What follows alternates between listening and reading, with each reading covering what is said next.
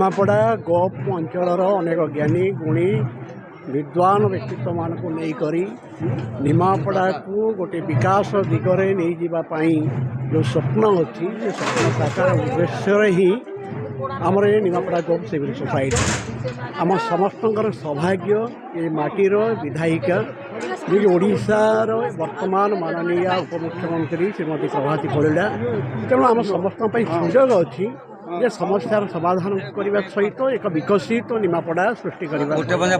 ତେଣୁ ଆଜିର ଉତ୍ସବଟି ହେଉଛି ନିମାପଡ଼ା ଗୋପ ଚାରିଛକ ବଳଙ୍ଗା ଅଞ୍ଚଳର ଯେତେ ସବୁ ବୁଦ୍ଧିଜୀବୀ ଯେତେବେଳେ ଜ୍ଞାନୀ ଗୁଣୀ ବିଦ୍ୱାନ ଇତ୍ୟାଦି ପ୍ରିନ୍ସିପାଲମାନଙ୍କଠାରୁ ଆରମ୍ଭ କରି ଓକିଲ ବନ୍ଧୁମାନଙ୍କ ସହିତ ସମାଜସେବୀ ଅନେକ ସମସ୍ତଙ୍କର ଆଜି ଆଗମନ ଉପସ୍ଥିତି ଏହା ଯେ ଛୁଟେଇ ଦେଉଛି ନିମାପଡ଼ାକୁ ଆଗକୁ ନେବା ସମୃଦ୍ଧ ଉତ୍କର୍ଷ ନିମାପଡ଼ା ସୃଷ୍ଟି କରିବା।